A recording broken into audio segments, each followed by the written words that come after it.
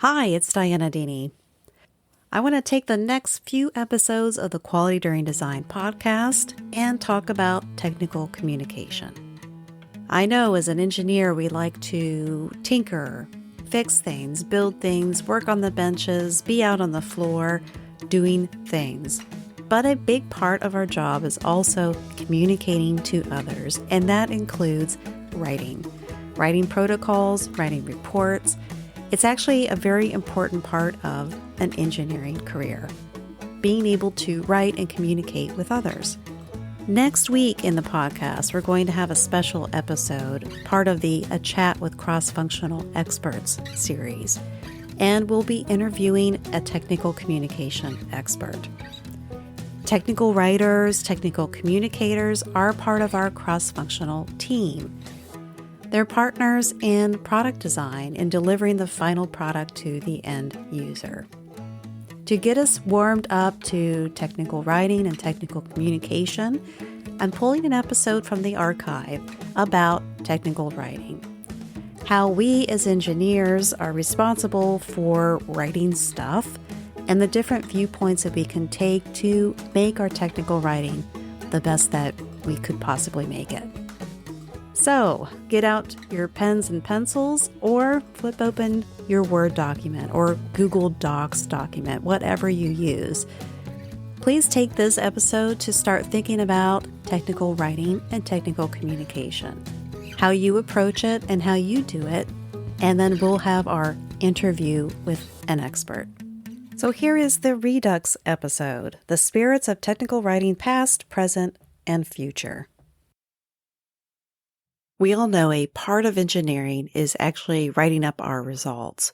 Some of us like to do it, and some of us really just don't like to do it. But it's a necessary thing because it's a mode of communication. A mode of communication for a lot of people for different reasons. We may be writing technical reports about the results that we got and coming to a conclusion about our decision about the test results. What are we going to do next? We may be writing protocols for test procedures in order to get those results, and we need to communicate that protocol for other people to independently run the test and do it well. And then there's things that can happen. The root cause analyses of failures that happen during tests. All of these kind of writings are things that engineers need to do. Doesn't always make sense to pass it off to a technical writer. When we're writing these, are they getting kicked back to us by the reviewers to add more detail? Or are we feeling like it's a little bit fruitless because we don't feel like the reviewers are actually reading it? They're not giving us any feedback at all. How do we know when our piece of technical writing is complete? I have a trick for you that I use all the time. And it has to do with ghosts. Let's talk more about it after the brief introduction. Hello and welcome to Quality During Design, the place to use quality thinking to create products others love for less. Each week we talk about ways to use quality during design engineering and product development. My name is Dianna Deeney. I'm a senior level quality professional and engineer with over 20 years of experience in manufacturing and design. Listen in and then join us. Visit qualityduringdesign.com. Do you know what 12 things you should have before a design concept makes it to the engineering drawing board where you're setting specifications? I've got a free checklist for you, and you can do some assessments of your own. Where do you stack up with the checklist? You can log into a learning portal to access the checklist and an introduction to more information about how to get those 12 things. To get this free information, just sign up at qualityduringdesign.com. On the homepage, there's a link in the middle of the page. Just click it and say, I want it. Technical writing. It is a skill that needs to be learned. I remember early on in my engineering career, I had saved my technical writing textbook from college, and it was really useful. It takes practice, and thankfully engineers get lots of opportunities to practice their technical writing.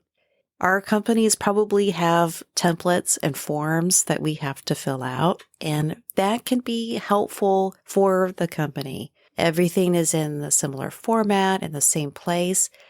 I used to be a little annoyed at that, but as I've grown to be a more mature engineer, I understand the purpose of it. To make sure that all the information is captured, it's easier for the reviewers when they're looking for information in a particular spot. As a quality engineer, I was an independent reviewer on a lot of other people's technical reports, and there were certain things that I looked for regardless of whether a template was used or not. There's a practicality to it also. You're working with somebody else to capture the information that we think we might need. There's a simple guideline that I use to be able to help me with technical writing and in the technical writing of others that I review. And it really has to do with the audience. Any writing that we do, we want to think of the audience. Well, when we're writing these technical reports, who is the audience? The people reviewing it? Not necessarily. We have to think a little bit bigger than that. We have to think of the ghosts of technical writing, past, present, and future. I'm sure you're at least aware of Charles Dickens's novel, A Christmas Carol. He wrote it in 1843. It's the story of Ebenezer Scrooge, and he's an old guy who is miserly. He likes his money. He doesn't want to share it. And he is visited by four ghosts, his former business partner, but then also the spirits of Christmas past, present, and future, or yet to come. We can steal from Charles Dickens's idea to think about the audience that we're writing for when we're doing our technical writing pieces. Our audience are the people who are reading it now for approval or are reading it tomorrow after it's published. It's also written to the future, and we can think of where we've been in the past. Taking these different viewpoints of our audience with our technical writing will make sure that it's the best it can be, and it's simple. Let's talk about the spirit of writing to the present. We do want to write our technical pieces for who is reading it now, which is probably our project team or our cross-functional team. They are making decisions about what to do with the project based on what they're reading in the technical report. Also, if we're in a regulated industry, we may be writing for auditors, third-party independent people that are coming in to ensure that we're doing what we say that we're doing and that we're complying with regulations. They look for evidence of that in the reports that we write, and they may come across ours. So I would consider those kind of reviews also within the realm of writing for the present. In writing for the present, people need to have enough information about what we've done captured in the report so they understand what we've done and can decide if they agree with the conclusion, need to see more tests or a different analysis, and then make a decision. Now, in the spirit of writing to the future, we want to think of another engineer, maybe even 10 years from the time that we're writing our report. They have the same technical knowledge as we do. We want to write our technical writings so that they can duplicate our results or understand the conclusion that we made and how we got there. This is really clear if we think about a test report and a test protocol. Another engineer 10 years from now will be able to pick up our report, gather the same equipment, perform the same test, and get the same results. And that's without us being there, because by then maybe we're working on some other super duper project somewhere else. In this sense, we're creating technical writings that are independent for themselves. Now, that's not to say you have to include the whole world in your one document. Make references to other documents. As long as that future engineer will be able to pull all the pieces together and recreate what we did, that's a good check for a technical writing piece. And the last check for our technical writing to see if it's complete, we can write to the spirit of our past selves. When we're in the midst of a project, we've got our fingers on the pulse of everything that is going on with the project. We know what the other engineers are doing. We know what manufacturing is developing. We understand how all the puzzle pieces are fitting together. However, in the spirit of writing to the past, our past selves, before we got involved in the project, didn't know anything about what was going on and what we were trying to accomplish. So when we're doing our technical writing, can our past selves from 6 months ago understand what's going on and what we're trying to accomplish? With any given project, there are lots of reports and technical writings, and there's honestly a lot going on, right?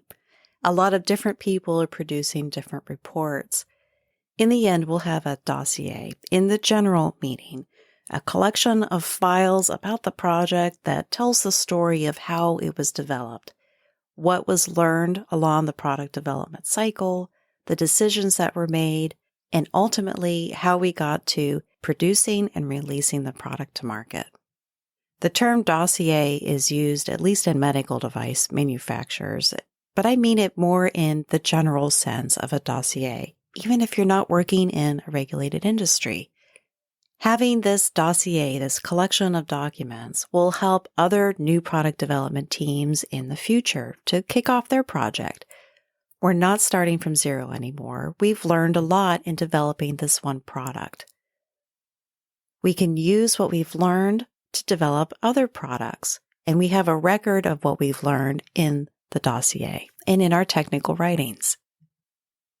If we're having field failures or the performance has changed over time, what has changed about its use environment versus how we tested it? Maybe we didn't test it to the environment that it's being used in. Having the dossier would be able to tell us that information and help us get to the root cause of the problem. When we're working on future projects, even if we didn't use what we did in the past to start the new one, we'll have some memory or understanding. Hey, didn't our other product do this too? Didn't we see these kind of results? And what happened there? We'd be able to look back at the report and find out why.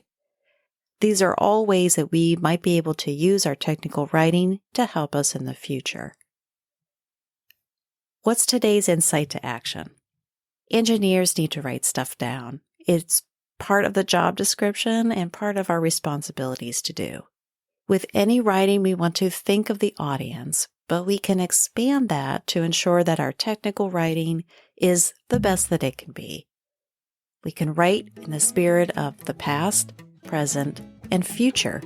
We can use these spirits as we're writing, and we can also run our final drafts through the filters of these spirits. And that will definitely help us communicate our technical expertise to others. If you like this topic or the content in this episode, there's much more on our website, including information about how to join our signature coaching program, The Quality During Design Journey. Consistency is important, so subscribe to the weekly newsletter. This has been a production of Deeney Enterprises. Thanks for listening.